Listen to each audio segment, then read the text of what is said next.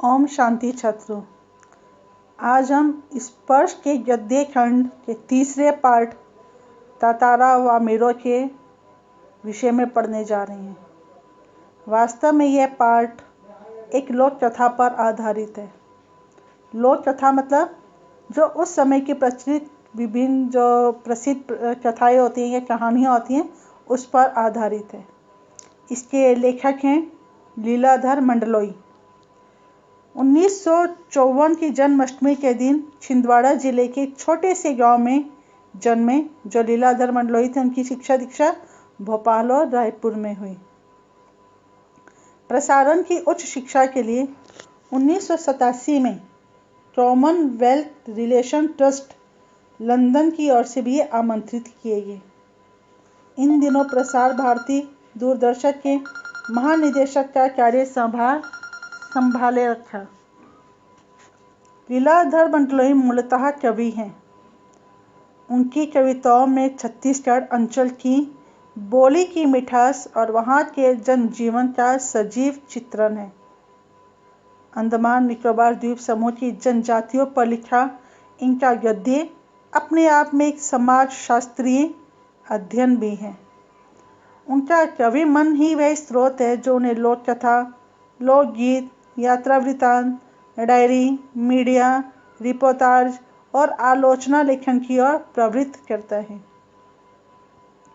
कई पुरस्कारों से सम्मानित मंडलोई जी की प्रमुख रचनाएं हैं रात बिरात, मगर एक आवाज़ और देखा अनदेखा इत्यादि। अब बेटा हम पढ़ते हैं पाठ के विषय में। इस पाठ में किस चीज़ का वर्णन किया गया है। प्रस्तुत पाठ तातारा व मीरो कथा भारतीय द्वीप समूह के एक छोटे से द्वीप पर केंद्रित है। द्वीप जानते हैं बेटा, जिसके चारों तरफ पानी होता है, जमीन का छोटा सा टुकड़ा, आइलैंड जिसको भी हम बोल सकते हैं।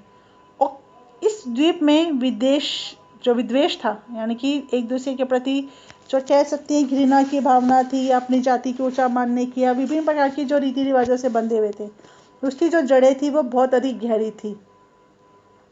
और इस विद्वेष की जड़ को जड़ से उखाड़ने के लिए नायक और नायिका की जोड़ी को अपना आत्म बलिदान देना पड़ा था। यानी कि इस समस्या को, इस जो ये विद्वेष जो फैला हुआ था उस समय, उसे जड़ से दूर करने के लिए एक जो युवक था और जो युवती थी, उन दोनों को अपना आत्म बलिदान देना पड़ा था। उन्हीं दोनों के बलिदान की कथा को यहाँ वर्णित किया गया है। ये तो बेटा हम सभी जानते हैं कि जो प्रेम होता है वो सबको जोड़ता है, और जो घृणा होती है, ईर्ष्या जो होती है, वह हमारे बीच में, हमारे रिश्तों के बीच में दूरी बढ़ाती है। ये बात तो सभी बहुत अच्छी से जानती हैं। इसलिए जो समाज के लिए अपने प्रेम का, अपने जीवन तक का बलिदान करते हैं, समाज उसे केवल याद ही नहीं रखता बल्कि उसके बलिदान को व्यर्थ भी नहीं जाने देता। यही वजह है कि तत्कालीन समाज के सामने एक मिसाल कायम करने वाले इस नायक और नायिका की आज भी उस द्वीप के जो निवासी हैं वो गर्व और श्रद्धा के साथ उन्हें याद करते हैं। अब पढ़ते हैं इसके विषय वस्तु के विषय में। तातारा व मीरो प्रेम पर आधारित एक प्रसिद्ध लोक कथा है।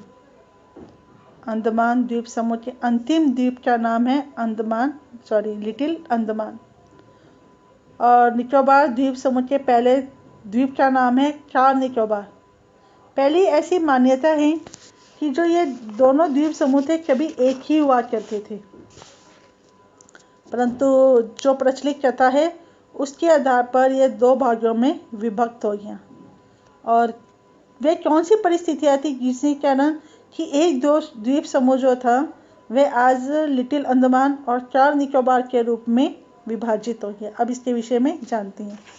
हमारे जो पाठ का मुख्य पात्र है, जो नायक है, उसका नाम है तातारा, और जो इस पाठ की मुख्य पात्रा है, यानी कि जो नायिका है, उसका नाम है वामीरो। जो तातारा है वह बहुत ही सुंदर, बलिष्ठ, वह सहयोगी युवक है, यानी कि सबका प्रिय है। गाँव के सभी लोग उसे बहुत अधिक प्रेम करते हैं और गाँव के जितने भी लोग हैं उसका आदर भी करते हैं। और सभी उत्सवों में जो भी उत्सव गांव में मनाए जाते हैं या उनके आसपास के गांव में मनाए जाते हैं, उस गांव के उत्सव में सभी उसे बुलाते हैं और वह भी समय के अनुसार सबकी सहायता करता है। उसके पास एक लकड़ी की तलवार है और वह उसे हमेशा अपनी कमर के साथ बांधे रहता है। लोगों की यह विश्वास है कि भले ही वह तलवार लकड़ी की है, लेकिन उसमें अद्भुत दैवीय शक्ति है। लेकिन उसके अंदर दैवीय शक्ति है, इस बात का जो है वो प्रदर्शन तातारों ने कभी नहीं किया। उसने कभी भी उसका दुरुपयोग नहीं किया और वह हमेशा उसे अपने पास रखता था, लेकिन किसी भी अपने फ़ायदे के लिए, अपने लाभ के लिए उसने उस तलवार का प्रयोग नहीं किया। लेकिन फिर भी लोगों की मान्यता थी कि वह उसके अंदर कुछ दैवीय शक्ति है और उसी के कारण जो है वो इतने महान कार्य, इतने साहसपूर्ण कार्य करने में सक्षम हो पाता है।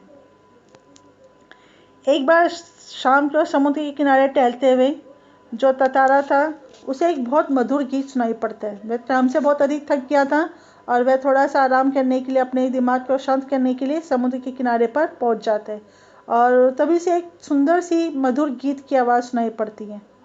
वह जो गीत था, उसकी जो मधुर स्वर था, वो इतना प्रभावी था कि वह अपनी सुध-बुध खोने लगा। होता है ना बेटा कि जब हम लोग किसी भी मधुर गीत को सुनते हैं तो हम बिल्कुल उसमें डूब जाते हैं। उसका प्रभाव हम पर इतना अधिक होता है कि हमें आसपास क्या हो रहा है इसका हमें पता ही नहीं चलता। उसी प्रकार से वह उस गीत की आवाज़ से, मधुर आवाज़ से इतना प्रभावित हो गया कि वह अपने आप ही खो गया और वह उसी दिशा की ओर चल दिया जिधर से वह मधुर आवाज़ आ रही थी। उसने वहाँ जाकर क्या देखा, एक युवती है जो शाम के सौंदर्य में, जो समुद्र के किनारे पर जो सौंदर्य था, यानी कि जो सूरज डूब रहा था, उस डूबते हुए सूरज की जो लाल किरणें थी, जो रंग बिरंगे 7 रंगों की जो किरणें थी, वो उसके ऊपर, उसकी जल तरंगों पर फैल रही थी और उन्हीं जल तरंगों में से प्रभावित होकर, यानी कि प्रकृति के उस सुंदर रूप से प्रभावित होकर जो वह युवती थी, वह श्रृंगार गीत गा रही थी। श्रृंगार गीत मालूम है ना बेटा, मिलन का गीत होता है। 2 तरह के हमारे श्रृंगार रस माने जाते हैं, एक मिलन का होता है और एक विरह का होता है। तो यहाँ पर जो गीत था वो मिलन का गीत था और यह कौन थी, वामीरो। और अचानक से जैसे समुद्र में लहर उठती है ना, वैसे एक समुद्र में लहर उठी और उसके जो लहर थी वह बहुत तेज़ी से ऊपर उछली और उसकी वजह से वह जो वामीरो थी वह अचंभित हो गई, मतलब एकदम वह डर गई और उसी पानी से भीग जाने के कारण उसने अपना गीत गाना बंद कर दिया। तब ततारा भी सुध में आया। उसने, मतलब पहले वो बिल्कुल बेसुध हो गया था, सुन रहा था बड़े ध्यान से, लेकिन अचानक से जब उसने गाना बंद कर दिया तो ततारा जो है बहुत अधिक विचलित हो गया और एकदम बोल उठा कि तुमने गाना क्यों बंद कर दिया। उस आवाज़ को सुनकर जो वामीरो थी वह एकदम अचंभित हो गई और उसने उसकी बात का कोई ढंग से जवाब नहीं दिया। बड़ी बेरुखी के साथ उसने यह पूछा, पहले यह बताओ कि तुम कौन हो और जो तुम इससे ये प्रश्न पूछ रहे हो कि तुमने गाना क्यों बंद कर दिया, इसका कारण क्या है। लेकिन जो ततारा था उसकी आवाज़ नहीं सुन पा रहा था। वह उसके रूप को देखकर और उस गीत की आवाज़ से इतना अधिक प्रभावित हो गया था कि वामीरो के द्वारा ये पूछे गए प्रश्न के उत्तर वह नहीं दे रहा था और बार बार वह उसे एक ही बात कह रहा था कि तुमने गाना क्यों बंद कर दिया, और उसे बार बार ये आग्रह कर रहा था, उसे प्रार्थना कर रहा था कि वह फिर से गीत को गाना शुरू कर दे। उसके बाद उसने उससे परिचय पूछा तो तब उसने, मतलब अपने विषय में बताने से मना कर दिया और उसे इस बात का एहसास दिलाया कि हमारे गांव की रीति है कि एक गांव का लड़का दूसरे गांव की लड़की के साथ या दूसरे गांव का लड़का इस किसी भी और गांव की लड़की के साथ बातचीत नहीं कर सकता। ये उनके गांव की रीति थी। तो वो कहते कि शायद तुम ये रीत भूल गए हो और मैं ये ज़रूरी भी नहीं समझती कि मैं तुम्हारे प्रश्न का जवाब दूँ। लेकिन बार बार उसके आग्रह करने पर जब वह वापस जाने लगी तो उसने अपना नाम बताया कि मेरा नाम वामीरो है और वह लापाती गांव की रहने वाली है। अब जो वामीरो थी वह भी घर आ गई थी और जो तातारा था वह अपनी सुध-बुध को अभी भी उसको जाते हुए निहार रहा था। वामीरो भी जो थी वह उसके रूप सौंदर्य को देखकर बहुत अचंभित हो गई थी। अभी उसने उसके तातारा के विषय में बहुत कुछ सुना हुआ था और वह भी उसे देखकर बहुत अचंभित थी और बार बार वह उसे याद कर रही थी। उसने अपने लिए जिस प्रकार के जीवन साथी की कल्पना की थी, सभी जानते हैं बेटा, आप लोग जिस एज में हैं तो आप लोग भी आने वाले टाइम में अपने बारे में सोचेंगे कि कैसा आपको जीवन साथी चाहिए, तो वैसी कल्पना वामीरो ने भी की थी और जो तातारा था उस कल्पना के बिल्कुल अनुरूप था, परंतु वह जानती थी कि दूसरे गांव के युवक के साथ उसका वैवाहिक संबंध होना गांव की परंपरा के विरुद्ध था। वह अपने मन को बार बार समझाती थी कि ऐसा नहीं हो सकता, परंतु जो उसका मन था इस बात को समझने के लिए तैयार ही नहीं हो रहा था। उधर जब तातारा था वह भी शाम होते ही दूसरी समुद्री चट्टान पर खड़ा होकर वामिरो की प्रतीक्षा करने लगा। वामिरो ने भी वह रात बड़ी मुश्किल से बिताई। बार बार उसे तातारा की याद आ रही थी और जो तातारा था वह भी बहुत अधिक विचलित था। वह भी वामिरो से मिलना चाहता था और उसने भी वह रात बड़ी मुश्किल से बिताई।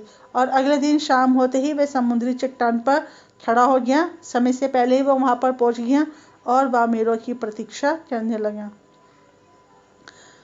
ऐसी बेचैनी उसने अपने शांत और गंभीर जीवन में पहले कभी अनुभव नहीं की थी। जितना कि वो आज वामिरो के लिए परेशान था, उसके लिए प्रतीक्षा कर रहा था, तो ऐसा जो था, ऐसी घटना, ऐसी बेचैनी, ऐसी व्याकुलता उसने अपने जीवन में पहले कभी अनुभव नहीं की थी। और उसे इस बात का अंदाज़ा नहीं था, या ये कह सकते हैं कि वह सोच नहीं पा रहा था कि वामिरो आएगी भी या नहीं आएगी। उसके मन की जो आशा थी वो कभी जागृत हो जाती थी और कभी निराशा में बदल जाती थी।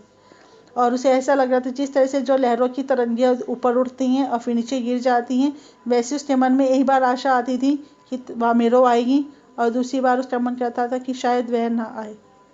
अचानक से उसने क्या देखा कि नारियल के झुरमुट, मालूम है ना बेटा, समुद्र के किनारे पर नारियल के पेड़ होते हैं, तो बहुत अधिक जो नारियल के पेड़ थे उनके रैन से झुरमुट सा बना हुआ था।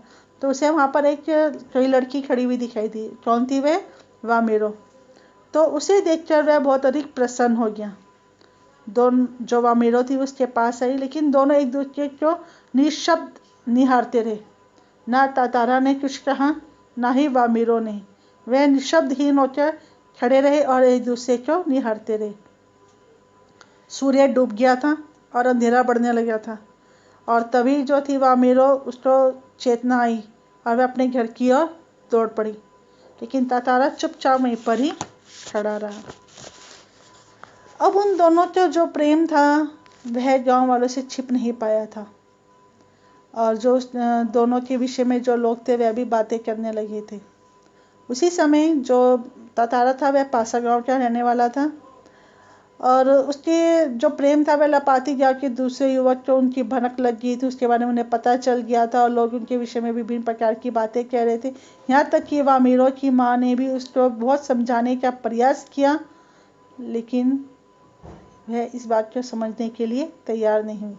उसके पश्चात पासा गांव में पशु पर्व का आयोजन हुआ। पशु पर्व बेटा, जैसे उस समय मनोरंजन के इतने अधिक साधन तो होते नहीं थे, तो लोग त्योहारों के आधार पर या विभिन्न प्रकार के उत्सव मनाकर अपना मनोरंजन किया करते थे। तो वैसे ही मनोरंजन के मतलब जो है वो संदर्भ में इस पासा गांव में पशु पर्व का आयोजन हुआ था और वर्ष में एक बार होने वाला यह जो आयोजन था उसमें आसपास के सभी गांवों के लोग पासा में एकत्रित होते थे। जो गांव में बहुत अधिक लोग थे, लोग जो है वो सबका आनंद ले रहे थे और जो तातारा की आंखें थी वह केवल वामिरो को ही ढूंढ रही थी, लेकिन उसे वामिरो कहीं दिखाई नहीं दे रही थी। अचानक से उसे वामिरो दिखाई दी और जब वामिरो ने तातारा को देखा तो वह फूट फूट कर रोने लगी। उसको देखते ही उसका रोना निकल गया और उसके रोने की आवाज़ को सुनकर जो गांव के अन्य लोग थे और जो वामिरो की माता थी वह वहाँ पर उपस्थित हो गई, यानी कि वे वहाँ आए। और जब उन्होंने तातारा के साथ वामिरो को देखा तो उन्होंने क्या किया, वह बहुत अधिक क्रोधित हो गई और तातारा वामिरो की माँ ने तातारा का अनेक तरह से अपमान किया। गांव के अन्य जो लोग थे वह भी तातारा के विरुद्ध आवाज़ें उठाने लगे थे। अब जब जो तातारा था उसके लिए सब असहनीय हो गया था। आज तक सभी लोग उसे बहुत अधिक प्रेम करते थे, बहुत अधिक उसका आदर करते थे, परंतु आज अपनी जो है वो अपमान को देखकर वह बहुत अधिक उत्तेजित हो गया और बहुत अधिक क्रोधित भी हो गया। उसे जो गांव की परंपरा थी कि एक गांव का युवक दूसरे गांव की युवती के साथ विवाह नहीं कर सकता, उसके ऊपर क्षोभ उत्पन्न होने लगा। क्षोभ मतलब दुख भी हो रहा था उसे और अधिक क्रोध भी आ रहा था। लगातार उसका जो क्रोध था वह बढ़ता जा रहा था और जो वामिरो थी वो लगातार रोए जा रही थी। जैसे जैसे उसका क्रोध बढ़ रहा था, उसका जो हाथ था तातारा का अपनी तलवार पर गया। तलवार जो लकड़ी की थी, जो हमेशा वो अपने पास रखता था। उसने क्रोध में आके उस तलवार को निकाल लिया और अपने क्रोध को शांत करने के लिए उसने उस तलवार को पूरी शक्ति के साथ धरती में झोंक दिया, गाड़ दिया और पूरी शक्ति के साथ अपनी ओर खींचते खींचते बहुत दूर तक पहुंच गया। आज तक उसने, ये तो सभी को मालूम था कि उस तलवार के अंदर दैवीय शक्ति है, लेकिन कभी इसका प्रयोग नहीं किया गया था, तो किसी ने उसका प्रदर्शन नहीं देखा था। और आज अचानक से उस तलवार को जब तातारा ने निकाला और पूरी शक्ति के साथ उसे धरती में डाला, तो इस दृश्य को देखकर चारों ओर सन्नाटा छा गया। लोगों ने देखा कि तलवार की जहाँ जहाँ लकीर खींची गई थी, वहाँ जो धरती थी वो फटने लगी थी, और जो तातारा है वह क्रोध में द्वीप के अंतिम सिरे तक धरती को चीरता हुआ चला गया। और वह जैसे ही अंतिम छोर पर, अंतिम किनारे पर पहुंचा, तो पूरा जो द्वीप था 2 टुकड़ों में विभक्त हो गया था। दुर्भाग्य से तातारा और वामेरो अलग अलग हिस्सों में रह गए। तातारा का जब क्रोध शांत हुआ और जब उसे अपने किए पर होश आया, उसने देखा उसकी तरफ का द्वीप समुद्र में धंसने लगा। वह छटपटाने लगा। उसने छलांग लगाकर दूसरा सिरा थामना चाहा, लेकिन पकड़ ढीली पड़ गई। वह नीचे की तरफ फिसलने लगा। वह लगातार समुद्र की सतह की तरफ फिसल रहा था। उसके मुंह से सिर्फ एक ही आवाज़ निकल रही थी, वामेरो वामेरो वामेरो। उधर वामेरो भी तातारा तातारा पुकार रही थी। तातारा लहूलुहान हो गया था और अचेत होने लगा, और कुछ देर बाद उसे कोई होश नहीं रहा। वह जिस द्वीप के अंतिम सिरे पर था, वह दूसरे हिस्से से संयोगवश जुड़ा हुआ था, पर वह बहता हुआ तातारा कहाँ पहुंचा, बाद में उसका क्या हुआ, कोई नहीं जानता। इधर वामेरो पागल हो उठी। वह हर समय तातारा को खोजती हुई उसी स्थान पर पहुंचती और घंटों बैठी रहती। उसने खाना पीना छोड़ दिया था। परिवार से वह एक तरफ से अलग हो गई थी। लोगों ने उसे ढूंढने की बहुत कोशिश की, लेकिन उसका कोई भी पता नहीं मिल सका। आज ना तातारा है ना वामेरो, लेकिन उनकी यह प्रेम कथा हर घर में सुनाई जाती है। निकोबारियों का मत है कि तातारा की तलवार से 4 निकोबार के जो 2 टुकड़े हुए, उसमें दूसरा लिटिल अंडमान है, जो 4 निकोबार से आज 96 किलोमीटर दूर स्थित है।